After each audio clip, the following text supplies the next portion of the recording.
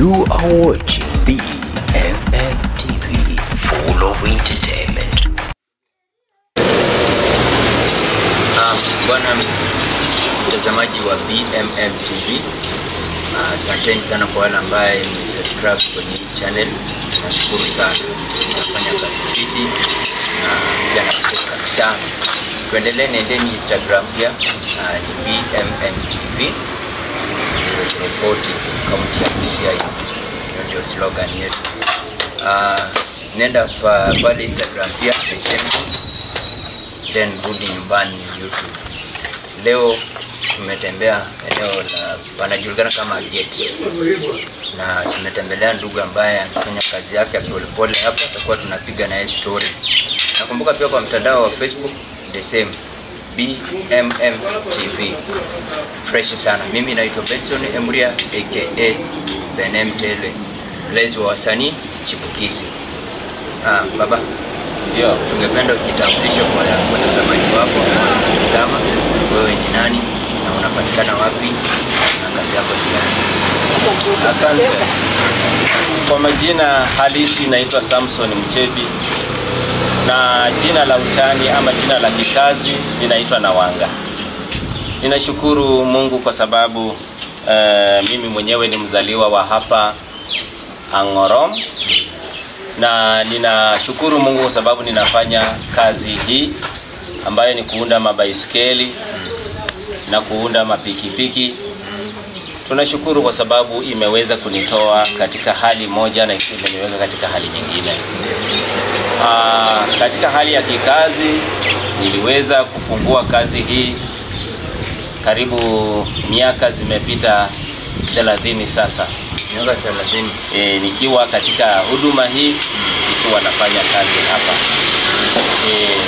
Kwa hizo miaka zote umefanya hapa, umeanzia mahali penye niliweza kuanza, it was 1990 niliweza kuanzia mahali inaitwa Ujami. Nikaweza kufanya pale miaka 10. Kwa hivyo baada ya 1990 niliweza kukuja hapa Agate, na hapa sasa ndio nimefanya miaka zingine, the remaining 20 years nikiwa hapa. Ndio. Kwa ule ambaye anakutazama mara ya kwanza, ndio salamu mara ya kwanza, ni nini ambacho anaweza jifunza katika hii kazi? Kazi hii, jambo la kwanza, ukuwe mwaminifu. Ukikuwa mwaminifu utaweza kuendelea, maana utaweza kumaintain wateja wako, hautawapoteza. Lakini kama utakosa uaminifu ndani ya hii kazi, utapata mteja ameleta kitu fulani na umepoteza, umefanya nini, utapata wanakosa imani na wewe. Kwa hivyo hawataweza kuja kwako kila wakati. Hiyo ndio jambo la maana lenye unaweza fanya kwa hii kazi na uwe nayo. Ndio. Na pia kwa ile kijana ambaye anakutazama kwa sasa, anasema ana kazi yote ya kufanya. Je, ni nini ambacho unaweza mueleza? Ningependa niseme kwamba atafute jambo la kwanza, ujuzi. Akishapata hiyo ujuzi, awe mwaminifu. Jambo la tatu, awe mvumilivu. Kwa hivyo mimi hasa nitatoa ushuhuda kwamba nilipoanza kazi hii nilikuwa kijana wa kawaida nikifanya tu kazi kidogo kidogo. Lakini nashukuru maana kupitia kwa hii kazi nimeweza kununua shamba eka moja ambayo sasa ninaishi ndani. Nimeweza kujenga, na pia nina watoto ambao nimeweza kupeleka shule. Hasa kuna watoto 4 wenye wamemaliza university kupitia kwa hii kazi. Na ninashukuru Mungu kwa sababu hata wengine wameanza kupata vikazi kidogo kidogo, sasa wanajitegemea kupitia kwa hii kazi. Mimi sijatoka hapa nikasema ati nimeenda siji mbali katika miji mikubwa.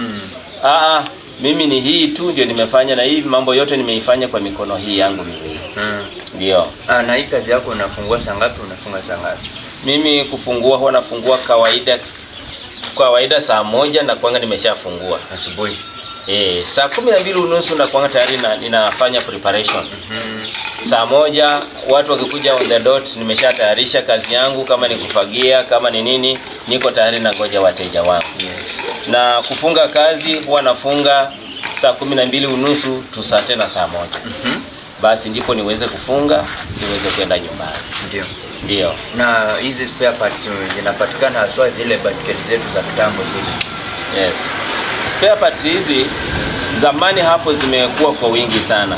Lakini saa hii tuna dealer tu mmoja ambaye tuko naye hapa Busia. Anaitwa Mwalimu.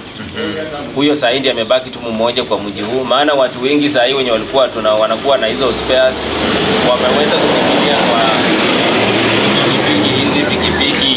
Wengine wamerudi kwa pikipiki, hata wameanza kutoka kwa hii mabaisikeli, wamekimbilia kwa mapikipiki. Anajua sasa hizo ndio inaweza mletea faida kwa haraka. Lakini yeye nashukuru anaendelea vizuri, na tukiwa na changamoto tunaenda tunamwambia, na anakuambia wacha naende nijaribu, na anatuletea. Na sasa Kenya umeshika hii, kuna mtu ajui kabisa. Yes. Yeye ameona tu umeshika kitu hapa ajui. Unaweza kuelezea kila kitu hapa majina yake? Ndio. Yes. Hii ya juu hii inaitwa rim. Alafu hii ni waya. Hii ya ndani hii inaitwa hub. Hii inashikilia waya na inashika na rim. Na hii yenye iko ndani hii inaitwa ni msumari. Tuna vitu vidogo vidogo hapa ndani ambayo inaitwa marisa ama bearings. Yes. Ball bearings. Kwa hivyo na hii huu ni mpira ambao tunauvalisha juu hivi. Na hapa tutaweka mpira mwingine wa ndani ambao tukiweka hewa basi inawezesha mteja wangu anaweza beba ama anaweza jiendesha mwenyewe. Ndio. Vile umefungua hii. Yes. Ni nini ambacho kilikuwa kimeharibika hapa? Chenye kilikuwa kimeharibika, kuna wires zilikuwa zimekatika katika, na ndio sababu unaona tumeitoanisha, tunajaribu kureplace ili tukaweze kuinyorosha kurudisha kwa hali yake ya kawaida. Ndio. Na hizi waya zote ni ngapi? Ni waya 40 kwa rim moja. Kwa rim moja. Yeah. Na kwa waya 40. Na hizo waya zote kwa duka wanakuzia na pesa ngapi? Waya kwa duka zikiwa za rim moja ama ikiwa gross yote ni shilingi 550. Hapo tunakuanga na waya 120. Hapo watu washajua kabisa. Ndio. Hiyo mpira yenye umesema ya hewa, kuna limit ya hiyo hewa au unaweka tu? Ya inatakana pia uweke kwa kiwango fulani, kwa sababu mipira hizi pia zinakuanga tofauti. Ndio. Kuna ile ambayo ni mizito na kuna ile ambayo ni nyepesi. So unaweka kwa kiwango na uangalie, usiweke alafu paka ufike mahali unajikuta unapasua. Okay. Unaweka kwa kiwango pressure fulani. Ndio. Na kwa hizi mpira kuna fake na original, zote ni mpira tu, bora ni pia kuna kampuni ambazo zimekuja ya miigizo. Zingine unaweza pata zinaleta tairi inafanana kama ile tu, lakini sio ile.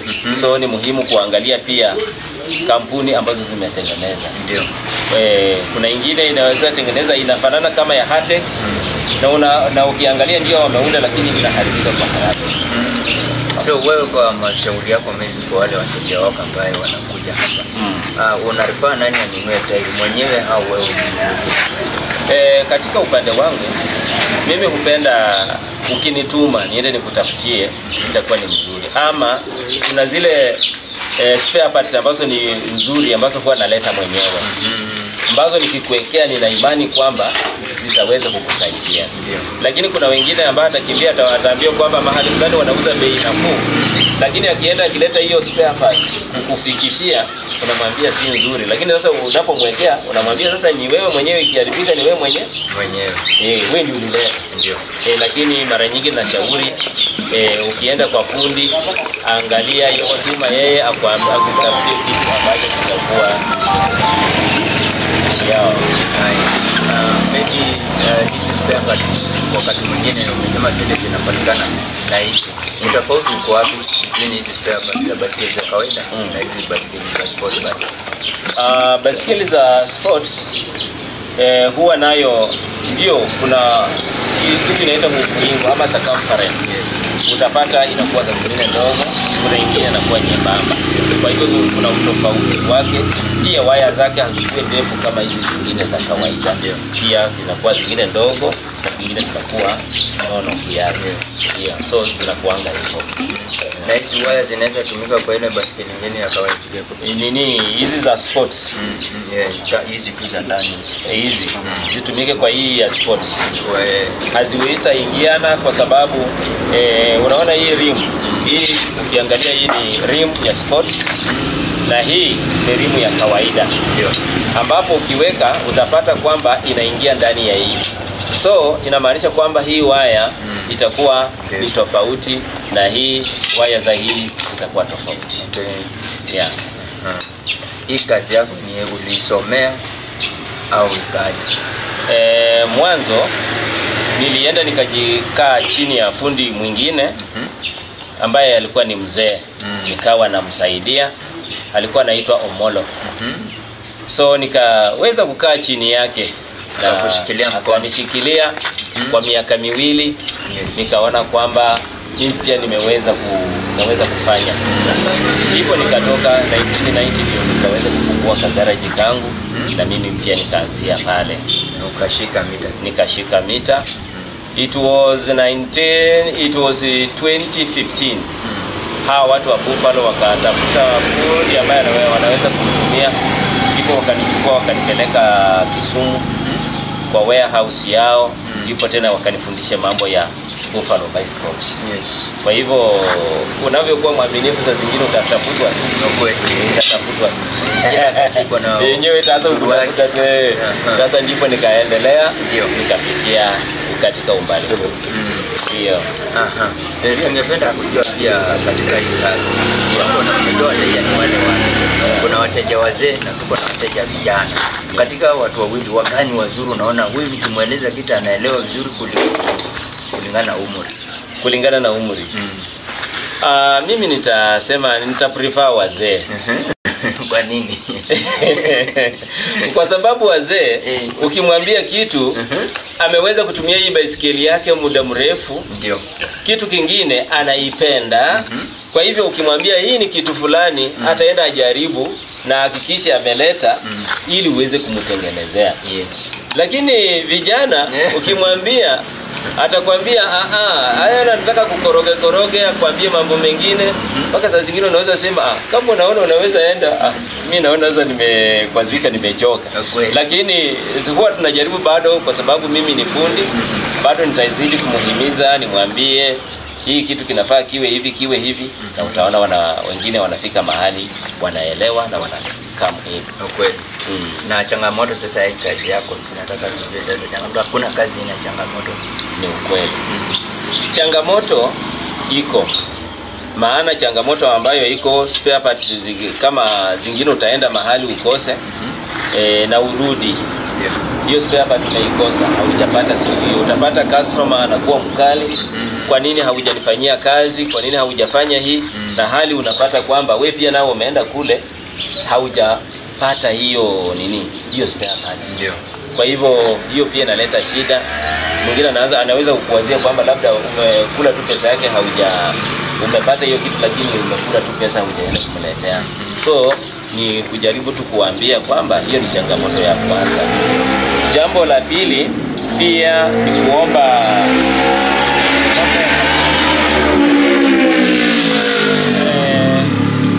hiyo ni pikipiki ya kawaida, tukakubali hizo zetu.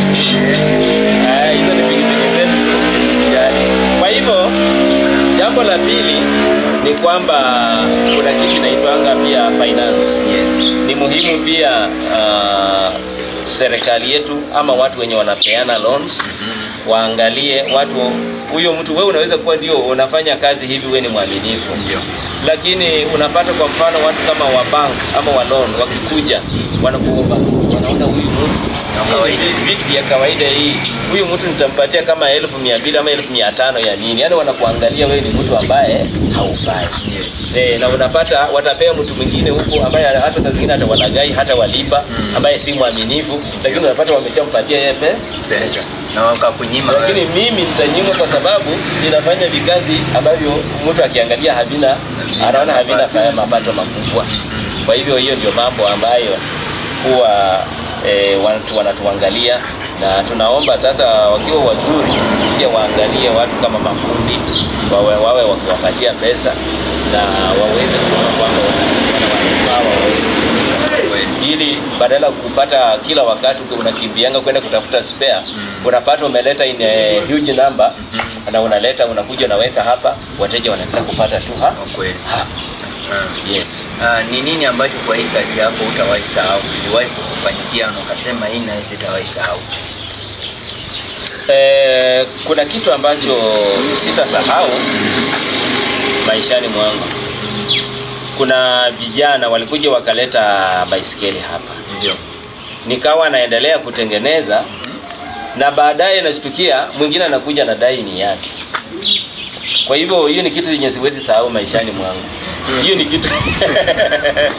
So, ilibidi nikaweza kukaa kama mzee. Ndio. Nikawaambia kitu chenye mnaweza fanya, nitaomba wewe unadai yako. Hii baisikeli ni yako. Nipe namba yako ya simu. Halafu nikatulia nikangoja yule naye bila alikuja, ilibidi niite yule akuje wote wawili ili wakutane. Walipokutana nikamwambia hata siku hiyo nilikubali, hata kazi yenye nilifanya niliwachana naye, nikasema mimi nimefanya ndio nimesimamisha, lakini nimemwambia haya tokeni sasa muende wenyewe mmalizie mbele. So nikawa handover wakaweza kutoka na ndipo nasema siwezi sahau hiyo kwa maisha yangu. Sasa hata mtu akikuja lazima nimhakikishe huyu mtu ni mzuri. Kweli. Ni na baisikeli yake hiyo. Nimemwona nayo mara ngapi, lakini wewe nikuje tu hata kama nikuliuzia baisikeli. Ndio. Ukinaponiletea lazima nihakikishe nimekuona na baisikeli hiyo muda mrefu. Lakini kama sijakuona nayo nitakwambia sina pesa. Yeah. Kuna swali hapa yenye tunapenda kuulizwa kama wanaume. Ndio. Hii kazi ukianza ulikuwa umeoa?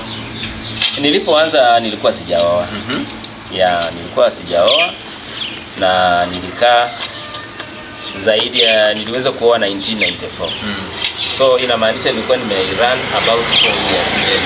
Ndipo nikaweza kuingia katika ndoa. Sasa hapa ndio swali langu linakuja. Siku hizi mapena dada wanakuuliza ni kazi gani kwanza unafanya? Ni ukweli. Je, wewe uliulizwa hii swali au dada alistukania tu ni fundi? Mimi niliweza kusafiri na hata hivyo sikuoa karibu. Okay. Kwa hivyo nilikuwa katika safari zangu sehemu za Kitale. Ndipo nikakutana na mwanadada tukaongea. Na aliponiuliza nilimwambia ukweli mimi ni fundi. Ni sababu mimi sikutaka niweze kudanganya. Niliwaambia mimi ni fundi. Na kwa hivyo ukinihitaji, kama umenipenda tu nipende jinsi nilivyo, twende. Na kama unaona hautanipenda jinsi nilivyo, ubaki. Na ulimweleza ufundi wa nini? Nilimweleza mimi ni wa baisikeli. Kwanza alikuwa mgumu kidogo, lakini akafika mahali nikaona akakubali. Sema twende. Kisha tukakubali, tukaweza kuvuka mpaka huku kwetu Teso. Yes. Yeah. Nataka kuongea na wateja wako kwa sababu tumekuharibia muda hapa. Tuna apologize. Sasa ongea na wateja wako. Yes. Wakusikie vizuri, unapatikana wapi na ni nini ambacho unataka kuwahimiza? Asante. Mwanzo vile nilisema mimi kwa majina ni Samson Mchebi, kwa majina ya utani ya kawaida ama ya kikazi ya garage inaitwa Nawanga General Garage. Ninapatikana katika mji wa Busia, soko la Ageti. Kwa hivyo mimi huyu ninapenda zaidi kazi yangu, ninapenda kuwa mwaminifu. Mimi nahimiza vijana wote watie bidii kila kazi ambayo wewe kijana unafanya. Haijalishi ni hii yangu ama haijalishi ni ile ingine ambayo unaifanya, ifanye kwa uaminifu, ifanye kwa kupendeza watu, na hakika utafika mahali utaona kwamba utazidi kuinuliwa. Kwa hivyo mimi nilianza nikiwa chini, lakini nashukuru vitu ambazo kazi hii imenifanyia ni vingi sana. Kwa hivyo ninasema wajaribu, watie bidii na wawe waaminifu katika kila wakati. Jambo ambalo ningependa niseme lingine, waweze kumpenda Mungu. Maana ukisema kwamba utafanya hii kazi na wewe unatoka hapo unapitia katika vituo vyetu vya kawaida hii, utapata fedha zako zote unapata hapa, unaenda unawacha kwa hiyo vituo, alafu utapata kwamba unafika nyumbani bure. Kesho utapata hauna hata ndururu ya kuleta spare part. Kesho utapata kwamba hauna pesa yenye unaweza kununua kitu kingine ili uweze kujiendeleza.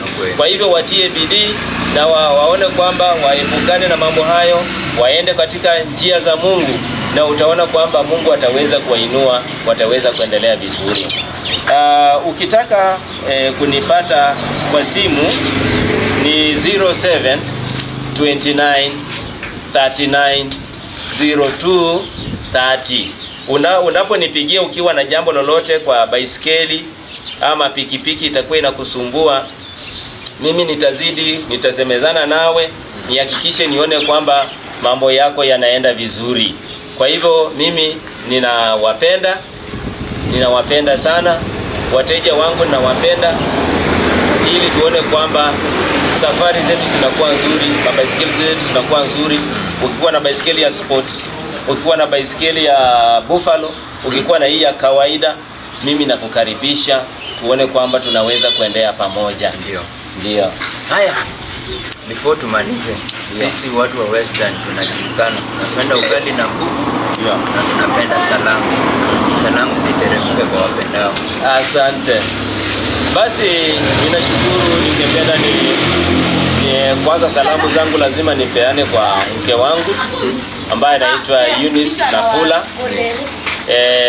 Yeye mwenyewe ni mtu wa sehemu za Kitale. Baba akiwa ni Patrick Nambafu. Ninashukuru kwa sababu nina fundi mwenzangu ambaye ameondoka hapa hivi karibuni. Ni kwa majina anaitwa Amos Wanyonyi. Tunafanya naye, ni kijana mwaminifu, tunazidi kusonga mbele. Ningependa pia nipeane salamu kwa kijana ambaye anaitwa Bernard Sisa, ambaye pia ninahudumu pamoja naye katika kanisa la Salvation Army. Kwa hivyo ni kijana ambaye nimemlea tangu akiwa mdogo, na sasa nashukuru sana kuja kama deacon. Kwa hivyo nafurahi wakaweze kuendelea hivyo. Na pia salamu kijana wangu mkubwa ambaye anaitwa Daniel Juma, kwa jina la utani anaitwa Mtalii. Yeye anashughulika tu na pikipiki peke yake, ako sehemu za ujamii. Pia nimempa salamu hizo. Kwa hivyo nasema ni asante kwa ajili ya wote ambao nimewahudumia hapa Teso. Hao ni washabiki yangu wazuri sana. Nasema karibuni sana. Okay. Asante kwa muda wako. Tutakuja tena siku nyingine, kuna vitu mingi tujaongea kwa sababu pia muda wako lazima uendelee na kazi. Asante sana mpenzi mtazamaji. Kwa ambaye anajulikana kama Bwana Wanga katika garaji lake inapatikana hapa Ageti barabara kutoka Weybridge kwenda Malaba, au ukiwa Malaba kutoka Malaba ukikuja Busia. Tuseme tu kama unajua penye kituo Kemuri FM kipo hapo, sasa umeshafika. Asanteni sana, muendelee kusubscribe na kulike na kufollow. Tunawapenda sana, tena tupate kukutana hapa. Mimi naitwa Benson Emuria aka Tevile Lezi wa wasanii. Hapa ni BMM TV. Shikilia hapo, tukutane tena. Kwa heri. Chama hiyo video hapo.